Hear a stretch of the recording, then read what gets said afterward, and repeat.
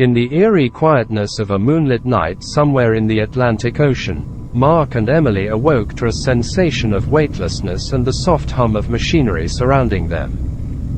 Blinking away the remnants of sleep, they realized with mounting dread that they were trapped inside a small submersible, a confined space offering little room to move. As their disorientation lifted, panic settled in like a suffocating fog.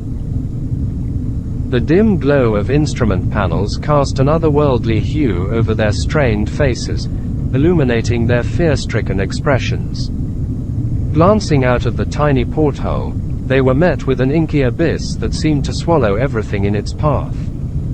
Emily's voice trembled as she spoke. "Mark, where are we? What's happening?" Mark's heart raced as he tried to process the situation. "I don't know. This doesn't make any sense.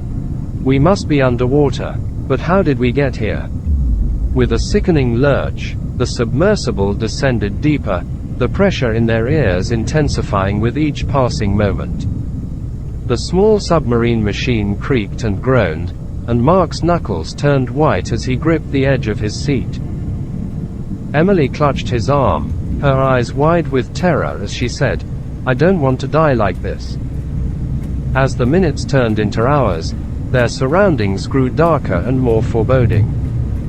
Strange and ethereal creatures occasionally darted past the porthole, their otherworldly forms illuminated by the submersible's dim lights.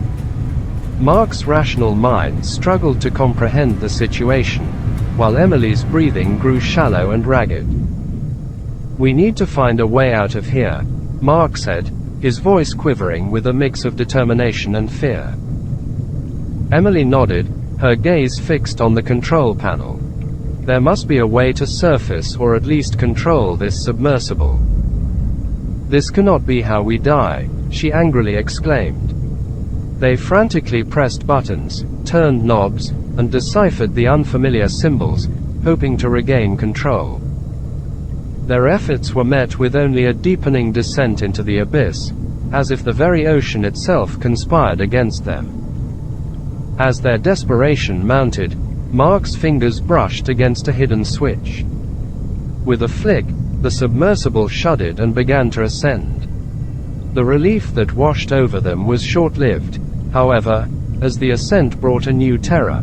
A massive, shadowy figure slowly emerged from the depths, its monstrous form blotting out the faint traces of light.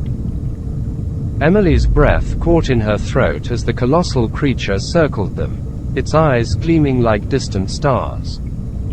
"Mark, what is that?" Mark's voice trembled as he struggled to respond. I don't know, but we have to keep ascending." With every agonizing inch they rose, the creature's presence seemed to tighten its grip on them.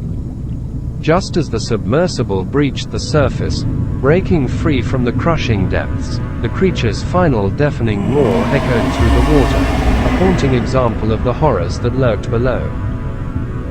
Gasping for air, Mark and Emily emerged from the submersible, collapsing onto the rocky shore. The moonlit night now felt like a haven compared to the abyss they had come from. They clung to each other, their eyes haunted by the nightmare they had endured.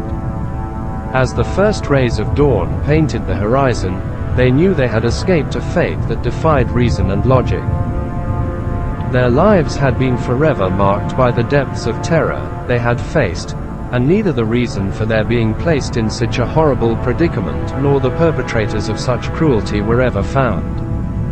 The whole thing remained an enigma that haunted them and their families and made them question the nature of reality itself for the remainder of their lives.